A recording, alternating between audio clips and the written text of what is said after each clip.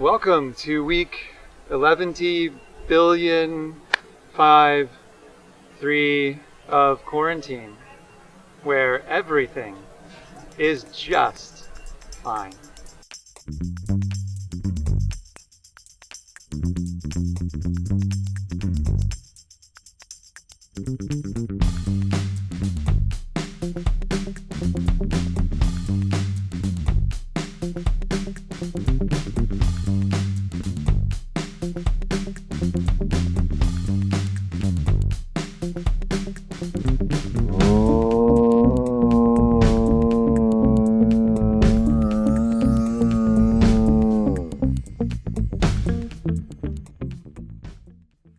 Okay, that was fun. Hope you enjoyed that.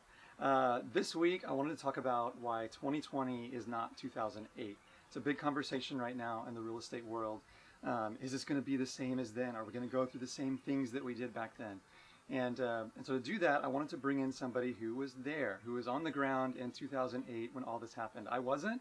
I didn't live around here. I'm familiar with a lot that happened, but I wanted to bring in somebody who really knows what happened and can really compare and contrast the two. So to do that, I want to bring in my mother-in-law, Brigitte Schultz, also the founder of the Schultz team, which I'm part of over at Remax Premier Realty. And she was there, and she'll be able to give us an expert opinion on what happened. So let me do that, and let me work a little magic, and I'll bring her in.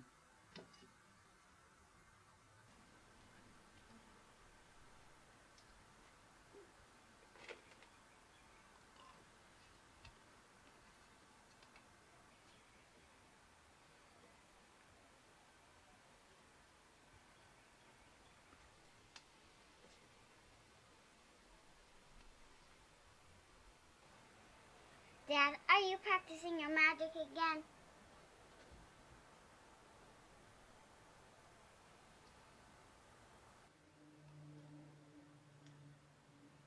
Magic. That's what we do. All right. So this is Brigitte Schultz, like I just mentioned, and she's been in this business for a little while. She's also my mother-in-law, which I think I mentioned as well. And so it's great to work with her. It's great to be doing this and learning so much of the business from her. And but she was here. She was here during the time. I know I've mentioned it in previous videos, but Ocala made the top 5 in the country for hardest hit during the Great Recession of 2008. And she wasn't just here during the time in real estate, she survived it, which so many real estate agents did not. And so she's the perfect person to talk to and ask questions about this and get some perspective. So to start off, why don't you tell us a little bit about 2008 and what was it like? Like what do you remember? What are some of your memories from 2008? Well, we were right in the middle of it then, and still had a team of 7 people at the time, and it was hard to make the decisions of what are we going to do to go on. I was looking back at the when I first started in real estate was in 1993, so when I got licensed, and I was 13 years old then. oh, Yeah. wow. And I look back at the previous 15 years to see what the market had done, and it hadn't gone anywhere. It was just kind of a flat line, okay? And then we started creeping up a little bit to about 2000. We came up maybe 3%, and we thought that was great. But then from 2000 to 2005, everything doubled in value, and people were going crazy. Okay? Yeah, that's impressive. Yeah, people were going crazy. Lots were selling. $3,000 lots were bringing 50,000, and everybody was, buying, and it was just crazy. And our team grew. It was like I said, we had 7 people, and 3 buyers agents, 2 assistants, and my husband and I at the time. So it was really fun till it stopped. So 2008, 6 is when I noticed things changing, because the inventory went all of a sudden became stale.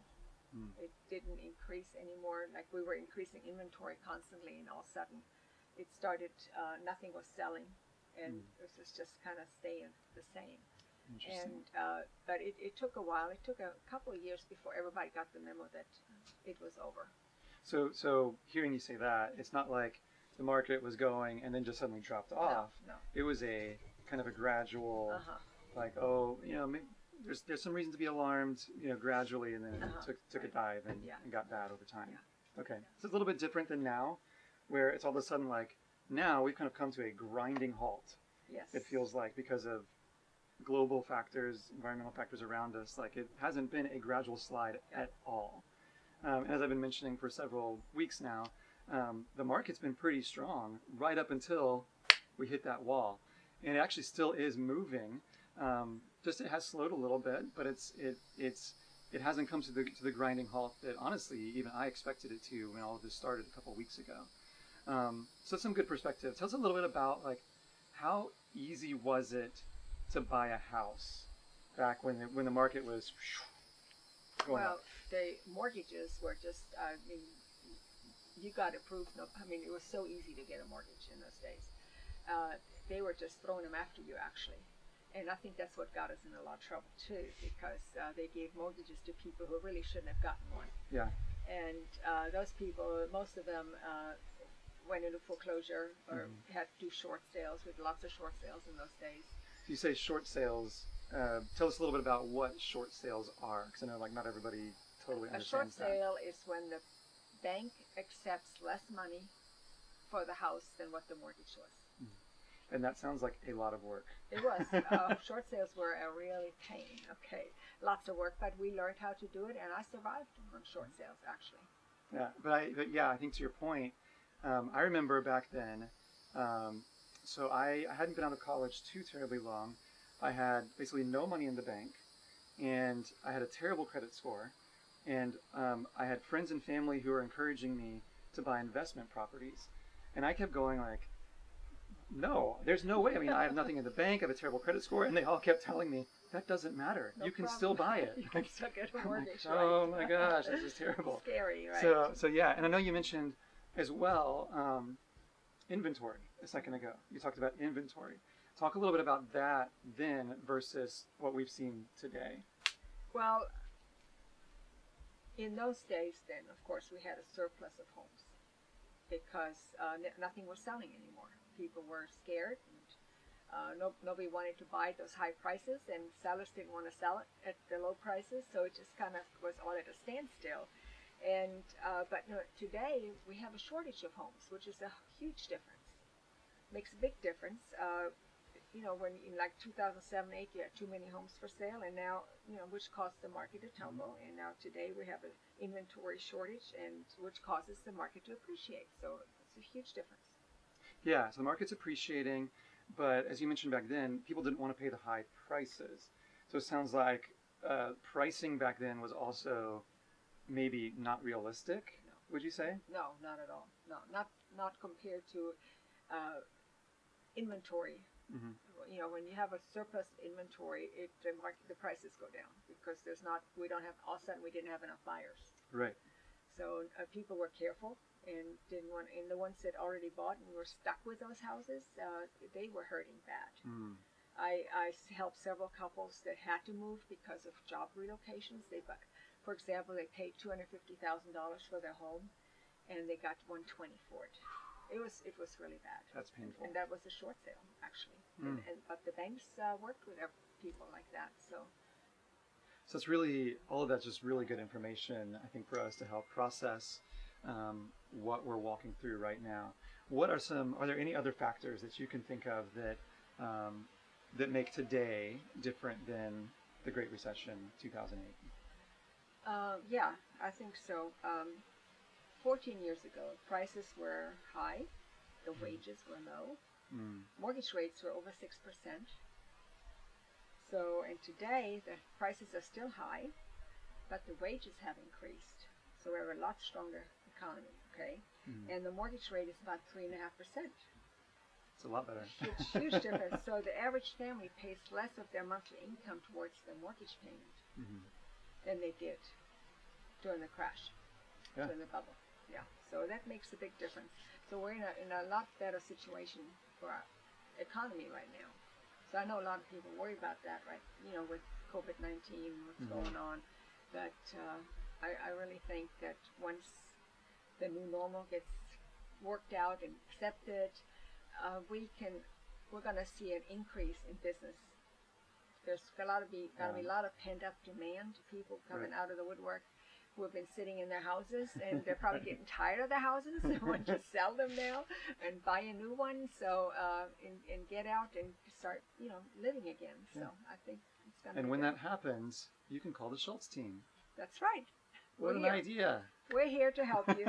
So yeah, absolutely. So you think it's going to bounce back? You think there's going to be a good bounce back? Yes, I really do. Yes, I really do. Because what we're going through right now in no way compares to what we went through in 2006 to 2010, basically. Yeah, I agree. I 100% agree. So I think that's all really helpful information. I think that it all helps us to process, you know, a bit more of what's going on in our world right now, and it is scary. It's a difficult time. It is. And that's not to diminish any of that. I mean, it's a high anxiety season that we're in right now. But as I say every week, we're here. Even if you just need to talk because you're cooped up in your house, give us a call. We're happy to just have a regular conversation with you. Also, any help you need about anything. If you can't go to the store, you have problems with getting to a doctor appointment, we're happy to help. That's our job. Absolutely. So with that, we'll end here, and I'm going to use my magic again to magic her out and see if I can magic back in some of those M&Ms. So thank you guys. Ah.